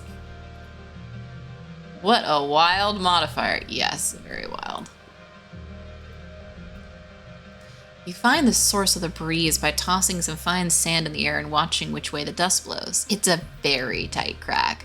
Good thing you and Dis are so small. You squeeze through and have to shimmy along on your bellies for about 10 meters, pushing your gear ahead of you. It's uncomfortable, but Dis's excitement draws you on. Past the crack, there are fewer signs of animals. The walls are a smooth grown obsidian, which has a kind of melted rainbow oil slick look. There are deeply carved glyphs on the walls at various intersections, like room designations or street names, you wonder, and other kinds of basins, alcoves grown in the rock, full of odd protrusions, all ancient and worn and inexplicable now. Yeah, more monster dating sims. I'm so in. Listen, every RPG needs to at least have the option for romance. I mean, as long as they do it well, because like bad romances, but good romances, game changing. I mean, come on, we want to talk about good romance. I feel like Baldur's Gate is still my favorite example recently. Like, whew, that's been phenomenal. Feels homey. You come to realize a convergent domain must have lived underground. That's why there's so few ruins on the surface. As you follow the cave complex down, it's clear this used to be a well-traveled path. The corridors branching off to other places are now blocked off, as if a big earthquake had rattled this whole area. Only this one main path is still clear. It's too convenient to be coincidence. You slip. Nah. The floor of the cave slopes downward like a slide. It's quite slippery, but we're good at it. You follow the cave system down, all the way to what must have been the bottom of the cliffs. You have to climb down a 3-story wall in the last section and are grateful to your anti-grav belt for making it easier. Still tired, though. See dim light below. Daylight? You emerge into a hidden valley, totally surrounded by tall cliffs. Did you come down all that way? You're surrounded by the ruins of convergent domain buildings, in much better condition than the windswept ones on the surface. It's perfectly still here, and as quiet as space itself. What was this? Dis whispers reverently. Some sort of converger facility? It feels so familiar. You remember this place from your dreams, and you feel a throbbing sense of importance that is a bit unnerving. Something momentous happened to you here, or will happen to you someday. Poke around a little, then call Utopia to give her your coordinates. She swings down on her glider with extra ones for you, and Dis tethered back to it. You're happy you won't have to climb all the way back up. She whistles. Great find, kids. This place didn't show up on any of our aerial scans. Took a while to find a way in. You look bushed. She says, I'll stick around to get some readings, but you head on back to the depot and get some rest. Don't worry, we're going to push on without you. Keep exploring. New perk. Ooh, from Bravery. Extra card draw. Draw an extra card at the start of challenge. Yay. More cards. It's because, yes, into the monsters. Listen, it's because... yeah, World of Darkness. Yeah, a little bit. Yeah, like listen. Here's the thing. Like, there's a lot of cool stuff in the World of Darkness, and like it just makes the world so much more interesting. I don't know what makes it the way it is. I feel like I should probably go home, but I also want to take advantage of the fact that I still have this perk and try to get some of them engineering points if possible. If not, it is what it is, but I can just sort of poke my way into all the little things and see what's what. Here, I brought you something. Where are we going today? A cake. That's so tempting. Cake! Most wonderful human invention. He turns it around in his hand, sniffs it, takes a fingerful of frosting, puts it in his mouth. Fantastic, he shouts again as he hands the cake back to you. I enjoyed that immensely. I hope the others you share it with will like it as much as I did. I feel like Sim likes everything. Don't go this way, just trust me. Help me calm down. Of course, why would I ever say no to that? World of Darkness. Hunter the Parenting? The what? No. Parenting. Tell me more? Okay. Min-max events. Find the source. Yes, +3 engineering. This is what I'm talking about. This is what I'm talking about. I want these free points, basically. Take careful readings from a distance, triangulate them, and discover the source of the wind. A red, sports ball-sized crystal emanator hidden in a small crevice. When you smash it, it doesn't shatter like crystal. This looks like it could have been organic. Was this some kind of defense barrier? Another weird mystery of the ridges. Time is one of our most precious resources. Therefore, spending it wisely on shenanigans like this is a great idea. Also, I'm sorry if that made a noise, because I just punched the microphone. This is so exciting. This is such a game changer. Deputy is sent to you and Dis to study one of the large crystal outcroppings. Perception challenge. Up close, you can't have the sense they're alive somehow. Angular and hard to the touch, some sort of sponginess and warmth to them, a little disconcerting. They emit a humming noise. Weird. It's like they're breathing. Yeah, I don't think this will give me a smarticle, but we can find out. I mean, it's just perception, though, which is kind of the problem, because, like, we already have perception. I guess we could just... We already have. Like, I want this, but I can't do that in a useful way, so 333. It is what it is.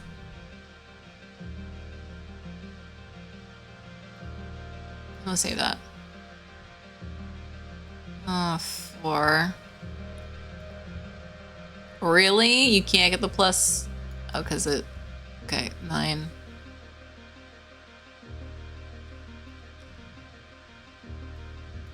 Nah, it's not gonna work. Okay, that's fine. Okay, I see how it is. I wish I could just go backwards with this, but nah. Okay, let's do it like this. This. 5.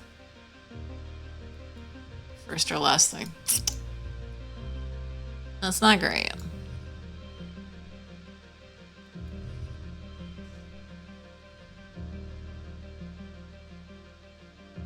Don't love it.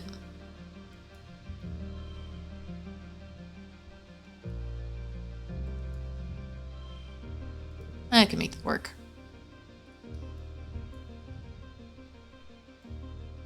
Let's do this as the highest value. Card becomes 3.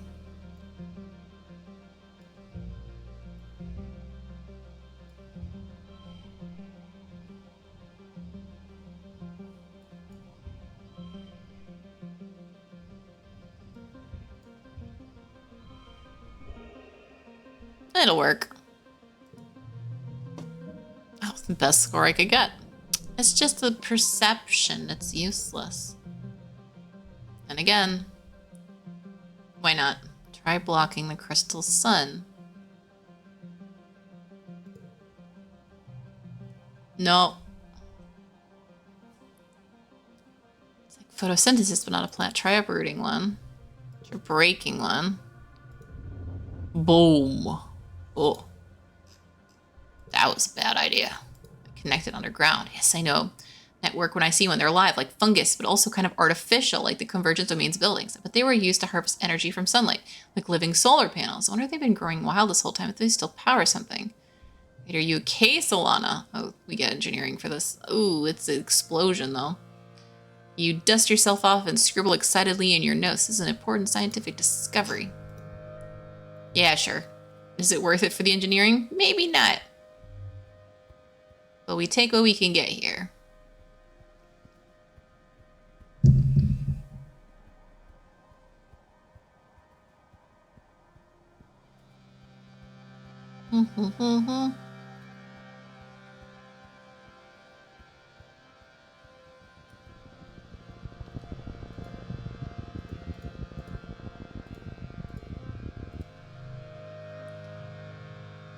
Just run. Yep. It's... Nope, that was useless. It's just a path blocker. Oh, piece of candy.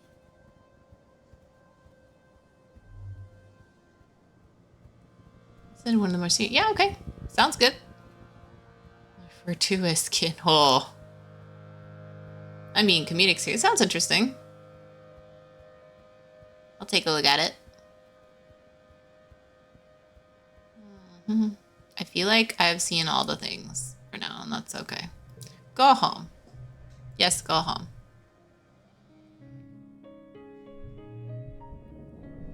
So much engineering. Look at us. We're getting so smart.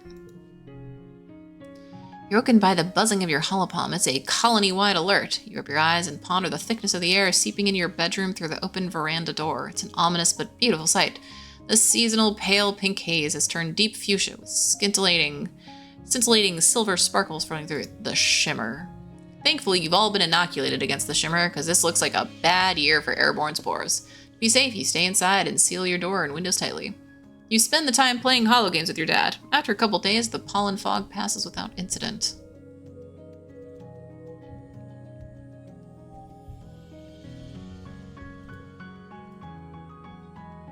Okay, still have some time before late pollen. Always do the check around for free collectibles or anyone who wants to talk about, you know, like life in the universe or whatever. Maybe we can help Rex build something by getting better at engineering. I can't give you a present because it's too close to your birthday.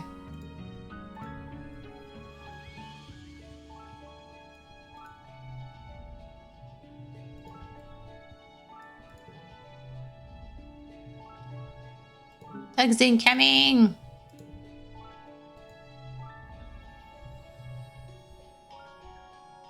Engineering 80 or greater? Oh my goodness, that's gonna take a little bit.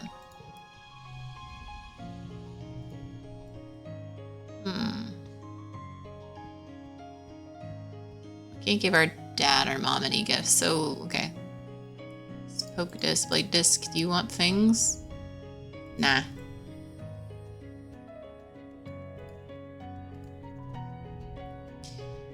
Okay. 0 collectible. New boss event spawned.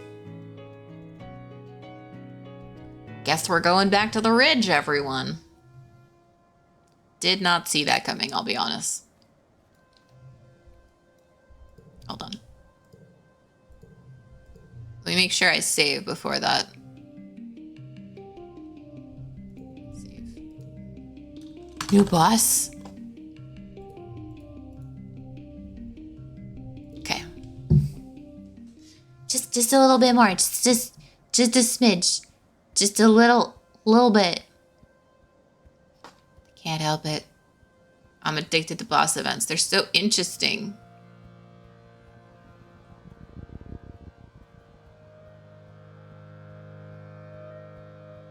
I feel like it's trying to catch me up on all the things that I could have done the previous years before I realized that the ridge was like a thing I could do. Maybe. I do not know how the game works in that way, if it decides to catch me up on events like this.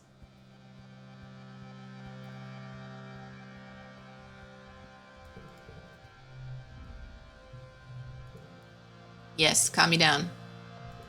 Every time. Every single time. Boss event. Where it at? Where's the boss event at? Probably all the way at the end again. Kind of how that works.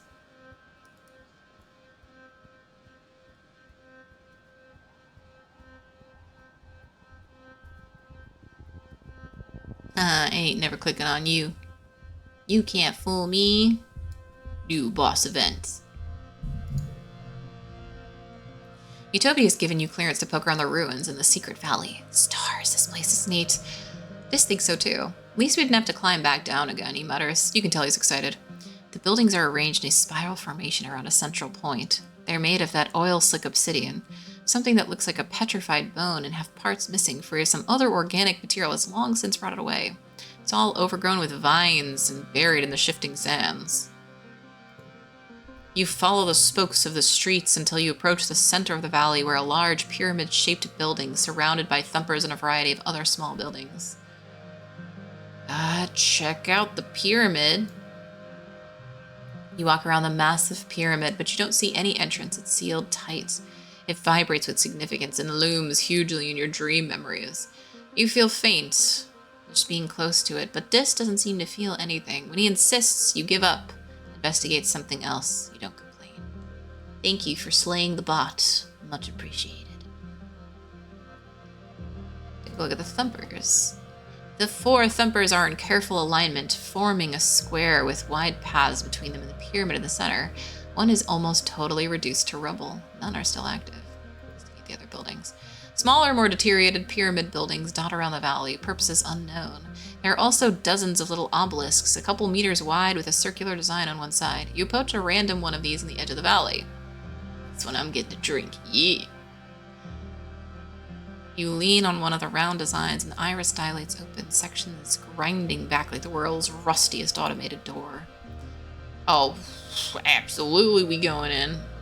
Nah, are you kidding me? Nuh-uh. Looking through a large round door in a small, featureless room. Quite small, quite featureless, totally dark, very creepy. Oh, we are so brave. Why would you lock this? Lame. Yeah, well, here's stuff you don't, I guess.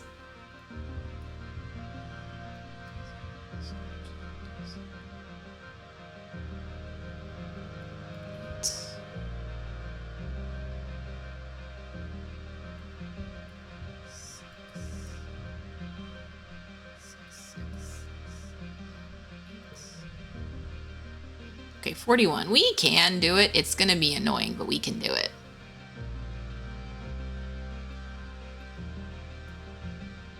I feel pretty confident in our ability to do this. It's wild. For some reason, I feel like we can handle this.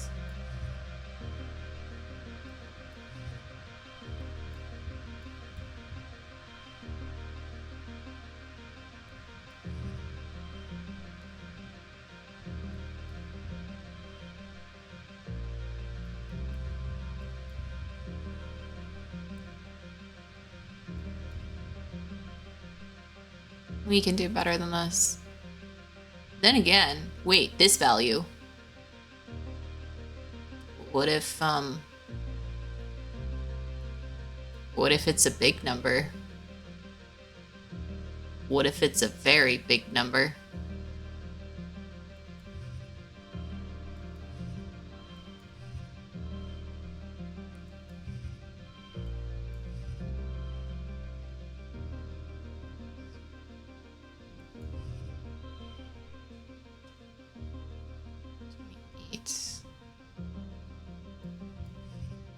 Well, for some reason it's a better, which is weird.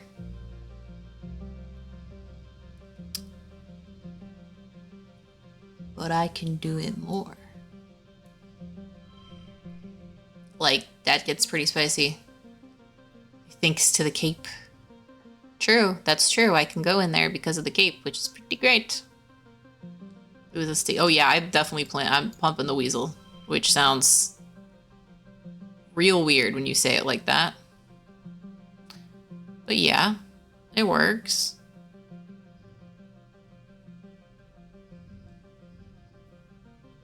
We're so close. Just pump the weasel more. Win. We have so many sticks anyways. You walk in, disc close behind, and suddenly the iris closes, the floor lurches, and you're moving down. An elevator. The elevator squeals and grinds like it hasn't been used in literally thousands of years. It doesn't go far, then grinds to a halt when the iris opens to reveal a large room with obsidian walls.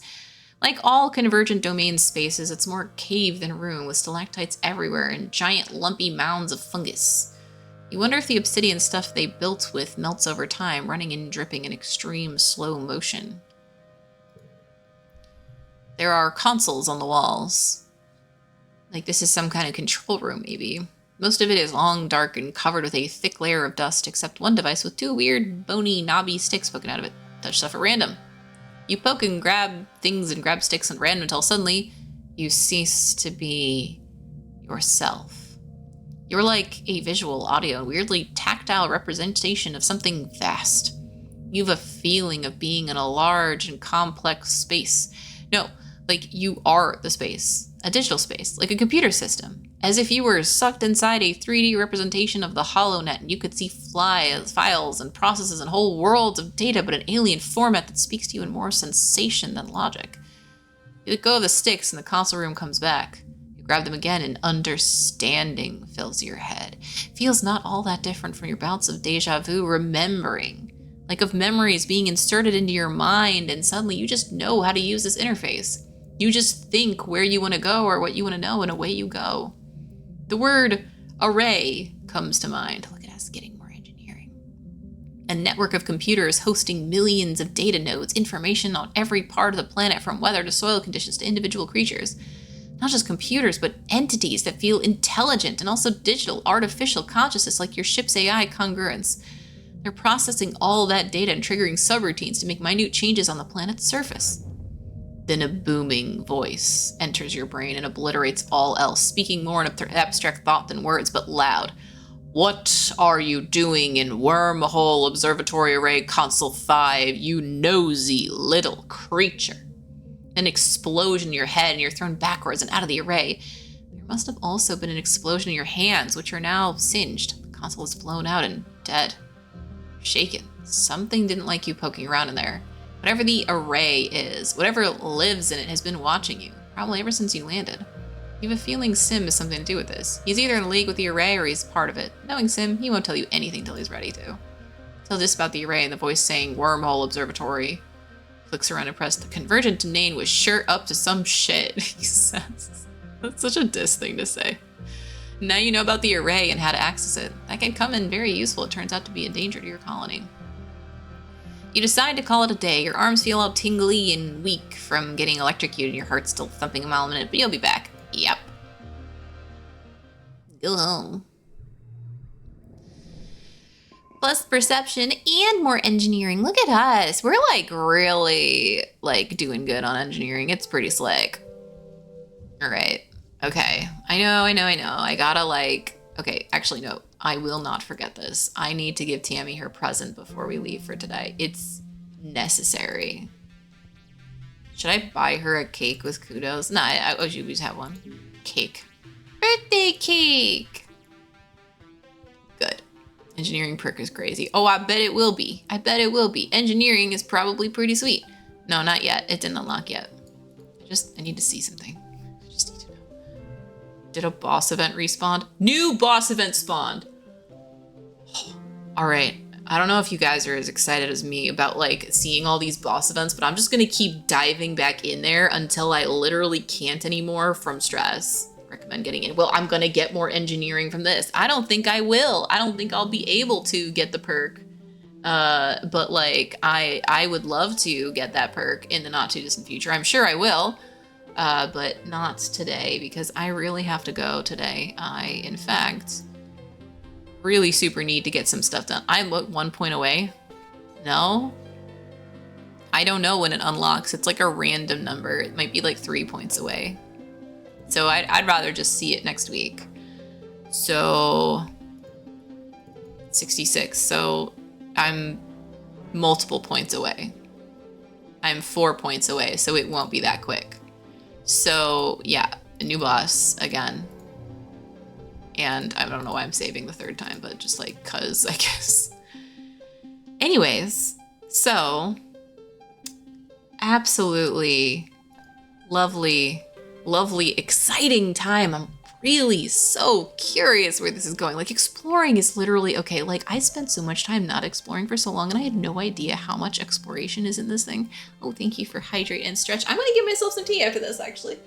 That sounds great. That sounds amazing. Oh my goodness. Just phenomenal. Yes, thank you so much, everyone, for hanging out with me. This was a wonderful time. I hope you guys are as curious as I am what's going to happen next and what else we'll explore from this. And, well, I'm looking forward to more next week. See you all then. I hope you all have a wonderful rest of your week, a wonderful weekend, etc.